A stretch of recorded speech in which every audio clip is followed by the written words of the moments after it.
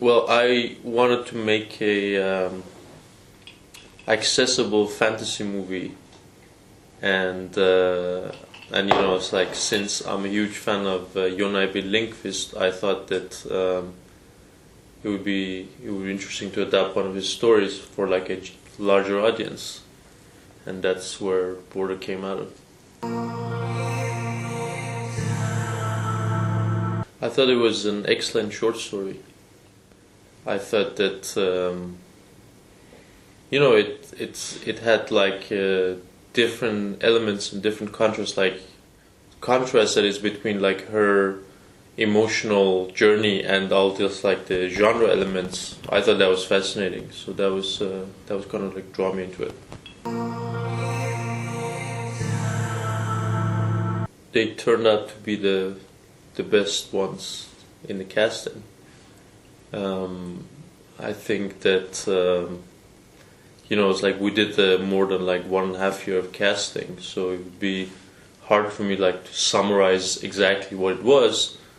But during the process, I used the casting process also as a way of like getting to know the characters we're doing and be more precise about it. And I think, Eva and Eero definitely had this, they had like the perfect grasp of where these characters are going emotionally, who they were, and also like I think what we all three share is this understanding that this is not a creature movie, and this is not a movie about trolls or anything else, rather than this is a movie about two characters that are very specific, and they have their emotions, and they have their lives, and they have their worries, and that's how we approached it, and we never like had this discussion of how much troll should I be or how much human should I be, you know what I mean? From the acting perspective, it was, I knew it was going to be a huge challenge, and something I couldn't have, made up in my fantasy by myself. I got really thrilled of, like, if there was going to be a good team doing this film, I just saw that could be an opportunity to also explore a lot of acting going over the borders. I knew it was going to be a completely transformation, so that also got me interested, except from a good story. I mean, like, of course, when you read the scripts and when you get the scripts where people maybe ask you to acting, it's the whole thing. I mean, the whole story. I think that when I read first time the script, I thought that I have never read this kind of story. Really, it's something very unique, and of course, when you watch it from a character's perspective, and when you watch it like from actor's perspective, there were so many layers already when you read it, that you could see from there that how complex people, what kind of themes were they handling it there. So I was surprised and amazed from the very beginning. I think it was great. I've become like a little bit like a kid now, that if I don't win a prize, I get angry, like I want all the prize, like even if thing with kids, like they want to have all the toys, not necessarily because they want to play with them, because they don't want other kids to have them. So that's like how I feel a little bit about it now. Exactly. I mean, I want that. Yeah, exactly. Can I have that prize? No, but also it's it's a nice sign to see that this is a movie that both has been recognized by the audience in Sweden somehow, and by critics in Cannes, and by Academy Awards, which are like 3 different segments really. Exactly. which which tells us, okay, there's an appeal to this movie that is not only for this kind of people, that kind of people, and there's a really nice kind of satisfaction you can get from it. I mean, apart from the work itself.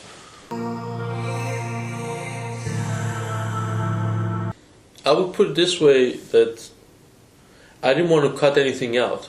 I think this kind of like being a mix of different things was in the short story from the beginning. It was like in the DNA of this movie and the story, and the obvious thing for us to do was to take something out and say like, okay, it's one element too many. Like, maybe we don't need a romance. Maybe we should stick to the crime story or whatever, Nordic noir or whatever. And I think we decided this kind of like being all over the place is part of the way the story is told, and let's keep it. Now, does that mean that I'm gonna do like movies with like different genre mixes like the rest of my life? Yes. Yes. Yes. So that's settled.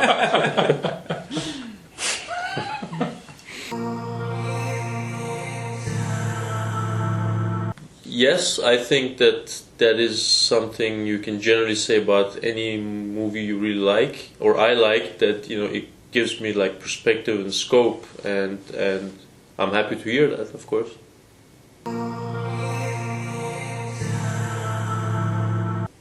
I don't know exactly what I'm gonna do like in the immediate future, but I'm interested in doing something that is more political and more like about our contemporary situation, and I think maybe it's time for me to come out of the woods of Scandinavia.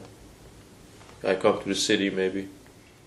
Well, I'm going to continue to shoot a second season of a TV series that I'm doing in Sweden, up north of Sweden. It's like Nordic crime. Rebecca Martinsson, it's called, and it has had release in England 2 years ago, and we are actually I'm doing a little part in a TV series together with Eero. Yeah, it's called White Wall, and it comes to Swedish television. Yeah, in 2020. I'm shooting it, and we're shooting it now, and afterwards I'm doing a feature film in Finland.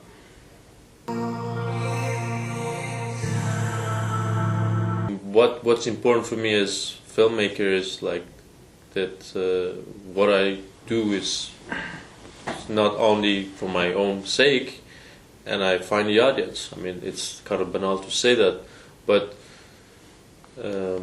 if this audience is like watching it on a phone with their headphones on, if that's the way they watch it and that's how they can focus and enjoy it, fine,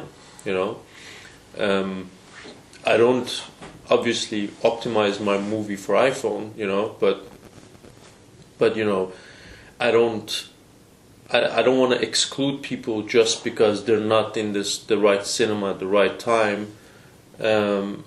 And I also think it's nice to have different people to go to, I mean, I don't hate Netflix, I don't love Netflix. For me, it's just another source of, it's just another distributor of content, just another like angle to this, and I think it's great that they exist, and they add to this kind of because I think the problem with movie industry, it's been that because of so much money involved, it's been very slow to innovate. It's been very conservative, and I hope that now that the streaming services are in play, that studios and everybody else they get a kick in their ass, and they have to they have to do something, and that kind of creates a dynamic where things evolve and change and get people hopefully get creative. Exactly. Now, do I think Netflix is a much better place than Warner Brothers? I don't know. I mean, I hope. Yeah. I hope that they don't end up in this rigid studio system after a while, because obviously if you're successful and if you have a business model that works, you just keep doing that, you know. Yeah. But I think it's a nice thing to start with. You know? Yeah, but I think of course there's now, because the whole thing is changing now. So it means that of course they're finding the balance between you know these streaming sources and between movie theaters and everything. And I think it takes a while, and afterwards there's a balance, and we can see films on the screen, and we can see films from the other devices as well. And I mean, there's production being made now that the audience is part of like how the series is going to develop. Like you can choose, it's made, and then you as an audience choose how to go further. Like so, it's a total new way of also telling stories coming up.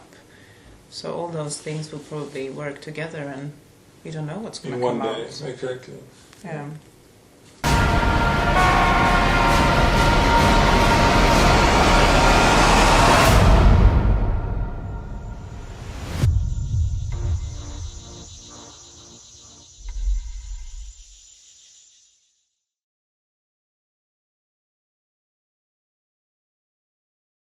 Thank you for watching The Fan Carpet. If you like this video, be sure to click that thumbs up button at the bottom of your screen. And also be sure to subscribe to the Fan Carpet YouTube channels. They're absolutely free and so much fun too. Be sure to check out the official website, thefancarpet.com. Also, you can follow us on Facebook, Twitter, and Instagram to stay up to date with reviews, competitions, the latest news, and so much more.